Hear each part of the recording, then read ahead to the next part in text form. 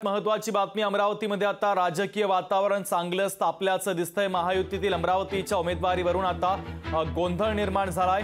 आनंदराव अडसूळ अभिजित अडसूळ अमरावतीच्या दौऱ्यावर आहेत, तर अडसूळ पिता पुत्र आज आपली भूमिका स्पष्ट करणार असल्याची माहिती आहे। तर नवनीत राणांच्या विरोधात निवडणूक लढण्याची शक्यता देखील आता वर्तवण्यात आलेली आहे। आताची सगळ्यात महत्वाची आणि मोठी बातमी आपण पाहतोय, अमरावतीमध्ये राजकीय वातावरण तापलंय। महायुतीमधील अमरावतीच्या उमेदवारीवरून आता गोंधळ निर्माण झालाय। तर आनंदराव अडसूळ अभिजित अडसूळ अमरावतीच्या दौऱ्यावर आहे, तर अडसूळ पिता पुत्र आज आपली भूमिका स्पष्ट करणार आहे। तर नवनीत राणांच्या विरोधात निवडणूक लढण्याची देखील शक्यता आहे। याविषयी बोलण्याकरता अभिजित अडसूळ आपल्या सोबत जोडले गेलेले आहेत। नमस्कार, स्वागत आहे तुमचं लोकशाही मराठीमध्ये। गेल्या 8 दिवसांपूर्वी तुम्ही केलेली घोषणा जी लोकशाही मराठीवरच केलेली होती, मोदी तुझसे बैर नहीं, राणा तेरी खैर नहीं, पण आता त्याच भाजपनं नवनीत राणा यांना उमेदवारी जाहीर केल्यानंतर अडसूळ पिता पुत्र अर्थात तुमचे वडील आनंदराव अडसूळ आणि तुमच्या भूमिकेकडे सगळ्यांचंच लक्ष आहे। नक्कीच गेल्या काही महिन्यांपासून आपण पाहिलं असेल तर ज्या भारतीय जनता पार्टीच्या पालकमंत्र्यांना पालकमंत्री, ज्या भारतीय जनता पार्टीच्या पदाधिकाऱ्यांच्या घंगड्या आणि घरं फोडणं, भर रस्त्यामध्ये लोकांसमोर त्यांना मारणं, त्यांची अवहेलना करणं, म्हणजे हे राणांनी प्रत्येक वेळी केलेलं आहे। त्यामुळे भारतीय जनता पार्टीचा विरोध सगळ्या पदाधिकाऱ्यांचा होताच। बच्चूभाऊंचा सुद्धा, त्याचप्रमाणे त्यांचे दुसरे आमदार राजकुमारजी पटेल, संजूभाऊ खोडके जे अजितदादा पवार पक्षाचे आहेत नेते, आणि त्यांच्या पत्नी त्या ठिकाणी आमदार आहेत सुलभाताई खोडके, आणि आम्ही हे शिवसेना, राष्ट्रवादी, भाजपा सगळ्यांचाच विरोध त्या ठिकाणी नवनीत राणा यांना होता। आणि त्यावर जात प्रमाणपत्राचं निकाल कधी लागू शकतो, खऱ्या अर्थानं 14 दिवसामध्ये लागणं गरजेचं होतं। आज 13 तारखेला खरा निकाल लागायला पाहिजे होता। आज 1 महिना झाला, अजूनही सुप्रीम कोर्टाने निर्णय दिलेला नाही आणि कधी देऊ शकतं असं वाटतं। त्यामुळे खऱ्या अर्थानं ही जे तिकीट वाटप झालं काल, मला वाटतं हे दुर्दैव आहे की अशा पद्धतीने अमरावतीच्या पदाधिकाऱ्यांवर आणि जनतेवर अशा पद्धतीच्या उमेदवारांना लागतं। त्यामुळे सर्वपक्षीय नेत्यांचं म्हणणं नक्कीच ते आमच्या मागे सुद्धा आहेत की बाबा कुठेतरी आपण सगळ्यांनी मिळून एक निर्णय घेतला गेला पाहिजे। कुठेतरी अशा पद्धतीने जे चुकीचं घडलंय त्याला सुधारण्याची वेळ आलेली। त्यामुळे आम्ही सगळे मिळून सर्वपक्षीय नेते आहेत, आम्ही सर्व कार्यकर्ते आहोत, एकत्र बसून नक्कीच काहीतरी निर्णय घेऊ।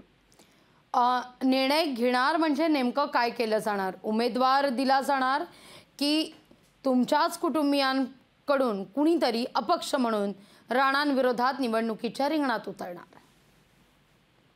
अपक्षच कोणीतरी लढलं पाहिजे असं नाही, कुठल्याही तिकिटावर, कुठल्याही पक्षाच्या तिकिटावर सुद्धा कोणीही उभं राहू शकतं। ते सर्व पर्याय खुले आहेत। नक्कीच सगळे मिळून निर्णय घेतील। भारतीय जनता पार्टीचे सर्व नेते जरी काल त्यांच्या पक्षप्रवेशाच्या वेळी तिकडे होते, पण त्यांच्या मनातली खतखत ही काही संपणारी नाहीये। कोणीही त्या ठिकाणी त्यांचं काम करणार नाहीये आणि तशा पद्धतीचे स्पष्ट चर्चा आजही आमची सुरू आहे। आणि त्यामुळे राणांचा विरोध काही हा शमलेला नाही किंवा संपलेला नाही आणि संपणारही नाही। जोपर्यंत राणा त्या निवडणुकीमध्ये पराभूत होत नाही तोपर्यंत कोणीही शांत बसणार नाही। निश्चितपणे अभिजितजी, या सगळ्या संदर्भात नेमकी कोणाकोणाबरोबर चर्चा होतीये? मला भारतीय जनता पार्टीचे पदाधिकारी आहेत सगळेच्या सगळे, बच्चूभाऊ कडू आहेत, त्यांचे आमदार आहेत, राष्ट्रवादीचे सर्व पदाधिकारी आहेत, आणि आमच्या शिवसेनेचे तर सगळी पूर्ण शिवसेना आहे। आणि त्यामुळे सगळे, आणि एवढंच नाही, उद्धव बाळासाहेब ठाकरे शिवसेनेतले सुद्धा सर्वच्या सर्व नेते हे आमच्या कॉन्टॅक्टमध्ये आहेत। काँग्रेसचे सुद्धा काही नेते आमच्या कॉन्टॅक्टमध्ये आहेत आणि पवार साहेबांच्या याच्यातले सुद्धा नेते आमच्या कॉन्टॅक्टमध्ये आहेत। आणि त्यामुळे सर्व पक्षीय लोकांचं एकच मत आहे की कुठल्याही परिस्थितीमध्ये या ठिकाणी ही जागा नवनीत राणा यांची निवडून येता कामा नये। ज्या ज्या पद्धतीने आपल्याला त्या ठिकाणी विरोध करावा लागेल, मग कुठे कॅन्डिडेट द्यायचं झालं, कधी स्वतः आपल्याला उभं राहायची वेळ आली, किंवा काय जे उभे आहेत त्यांना पाठिंबा देणं, हे सगळ्या गोष्टी सगळे मिळून ठरवतील आणि त्या पद्धतीने निर्णय होईल। अगदी, पण या सगळ्या संदर्भात साधारणतः किती दिवसात निर्णय जाहीर केला जाईल? कारण तिथं बच्चू कडू यांनी तर दंड थोपटलेलेच आहेत। बच्चू कडू म्हणतात कुठल्याही परिस्थितीत जितकी ताकद लावता येईल तितकी लावू, पण आम्ही पाडणारच। नाही, नक्कीच ताकद तर सगळीच लावणार आहे. भाजपाचे सुद्धा सगळे पदाधिकारी ही ताकद लावणार आहे, काळजी करू नका. त्यांनी जरी भाजपामध्ये प्रवेश घेतला असता तरी त्यांना जर वाटत असेल की आपण कमळ घेतलं म्हणून आपलं काही होईल, परंतु ज्या पद्धतीने वेदना त्या तिकडच्या पदाधिकाऱ्यांना झालेल्या आहेत, त्या पद्धतीने त्रास त्यांना दिलेला आहे, हा जन्मभर जाणारा नाहीये. अतिशय खालच्या याची वागणूक भारतीय जनता पार्टीच्या पदाधिकाऱ्यांना कार्यकर्त्यांना दिली गेली राणा दाम्पत्याकडून, आणि त्यामुळे ते काय सहजासहजी विसरणार नाहीत. नक्कीच त्याचा बदला भारतीय जनता पार्टीचे पदाधिकारी पहिले घेतील, एवढं लक्षात ठेवा. अगदी अगदी अभिजित जी, अगदी शेवटचा सवाल तुम्ही म्हणताय की काल जे लोक त्यांच्या भाजप प्रवेशादरम्यान उपस्थित होते त्यांनी देखील नाराजी व्यक्त केलेली आहे राणांना उमेदवारी जाहीर केल्यानंतर. आदल्या दिवशीच आपल्याला माहिती आहे भारतीय जनता पार्टीचे हेच सर्व पदाधिकारी देवेंद्रजी आणि बावनकुळे साहेबांना भेटायला नागपूरला गेले होते, आणि म्हणून त्या अर्जन्सीमध्ये कुठेतरी अजून त्याला पाटा फुटू नये म्हणून लवकरात लवकर ते डिक्लेअर करण्यात आले. खऱ्या अर्थानं आदल्या दिवशी मी स्वतः, माझे वडील बच्चूभाऊ कडू, आम्ही मुख्यमंत्री एकनाथजी शिंदे साहेबांच्या बंगल्यावर वर्षावर होतो. त्या ठिकाणी देखील चर्चा झाली. कुठल्याही प्रकारे त्यांना देण्यात येऊ नये. भारतीय जनता पार्टीचे सुद्धा आज पदाधिकारी तिकडे पोहोचलेले नागपूरला. साहेबांनी सुद्धा आम्हाला शब्द दिला की नक्कीच मी भारतीय जनता पार्टीच्या पदाधिकाऱ्यांना उद्या रामटेकला जाऊन मी त्या पद्धतीने चर्चा करतो. कुठल्याही प्रकारे जागा वाटप होणार नाही हे सुद्धा आम्ही बघतो. या पद्धतीची आमची चर्चा झाल्यावर दुसऱ्या दिवशी जर हे डिक्लेअर होणार असेल तर नक्कीच हे दुर्दैवी आहे. मला वाटतं आपण युतीमध्ये आहोत आणि अशा पद्धतीने जर घटना घडत असतील तर मला वाटतं हे नक्कीच दुर्दैवी आहे. अभिजित जी, तुम्ही म्हणताय की तुम्हाला शब्द दिला गेला की निश्चितच उमेदवारी दिली जाणार नाही, आपण चर्चा करू, काय नेमके प्रॉब्लेम्स आहेत यावर चर्चा करू असं सांगण्यात आलं, आणि शब्द दिल्यानंतर काही तासात आपण म्हणूया उमेदवारी जाहीर झाली. असं नेमकं काय घडतंय की इतकी नाराजी असताना सुद्धा राणांना त्या ठिकाणी फेवर केला जातोय, नवनीत राणांना उमेदवारी दिली जाते? हा विषय खऱ्या अर्थानं भारतीय जनता पार्टीच्या श्रेष्ठींचा आहे, याच्यावर मी काही भाष्य करू शकत नाही.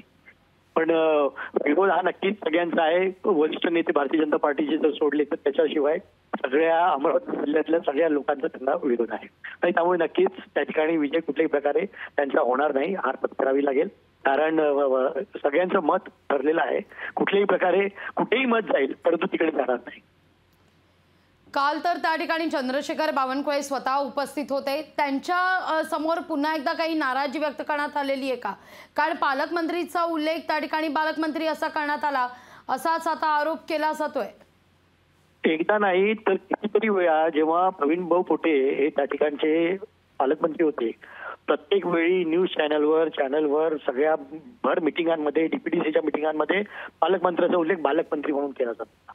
मला वाटतं यापेक्षा दुर्दैव ज्या पक्षाच्या पालकमंत्र्यांना बालकमंत्री म्हणावं, त्यांच्या नेत्यांचे तुषार भारतीयांसारखे, श्रीकांत भारतीयांसारख्यांच्या घरावर दगडफेक व्हावी, त्यांच्या गाड्या फोडाव्या, आई वडील घरात असताना अक्षरशः ते मेले असते, तेव्हा अशा परिस्थितीमध्ये दगडफेक करणं, कोणाला तरी मारणं, कोणाच्या तरी थोबाडीत मारणं, कोणाला अंगावर जाणं, खोडके साहेबांचे ऑफिस फोडणं. खोडके साहेबांना सुद्धा पक्ष सोडावा लागला होता राष्ट्रवादीमध्ये जेव्हा त्यांनी प्रवेश केला तेव्हा.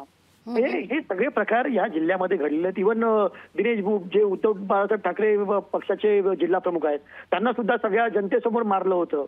म्हणजे ह्या सगळ्या प्रकार या ठिकाणी आपण जर पाहिला तर हे जे वागणं आहे हे अतिशय म्हणजे एक नेत्याला न शोभणारं वागणं.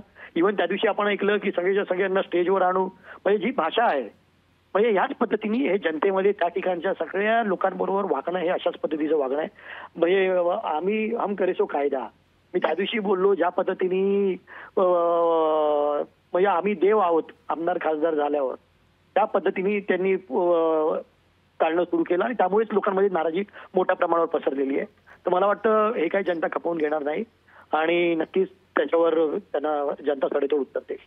अगदी अगदी शेवटचा सवाल खरं तर अभिजितजी, रवी राणा म्हणालेले होते की ज्या क्षणी नवनीत राणांना उमेदवारी जाहीर केली जाईल तेव्हा मात्र अभिजित अडसूळ असू दे किंवा आनंदराव अडसूळ यांना प्रचाराकरता यावं लागेल आणि ते येतील असा विश्वास त्यांनी व्यक्त केलेला होता. आम्ही काय कोणाच्या बापाचे नोकर नाही आहोत. आम्ही माननीय शिवसेना प्रमुख बाळासाहेब ठाकरेंचे शिवसैनिक आहोत. ज्यावेळी यांच्यासाठी प्रचार करायची वेळ येईल ना त्या दिवशी आम्ही सगळं सोडून संन्यास घेऊ. कुठल्याही प्रकारे या दोघांचा प्रचार करणार नाही, तेवढं लक्षात ठेवा. अगदी धन्यवाद अभिजितजी आमच्याशी संवाद साधला त्याबद्दल. ज्या क्षणी नवनीत राणांचा प्रचार करण्याची वेळ येईल त्यावेळी राजकारणातून संन्यास घेऊ असं अभिजित अडसूळ म्हणतायत आणि कुठल्याही परिस्थितीत नवनीत राणा यांना पाडणार म्हणजे पाडणारच असा निर्धार आता अभिजित अडसूळ यांनी देखील व्यक्त केलेला आहे.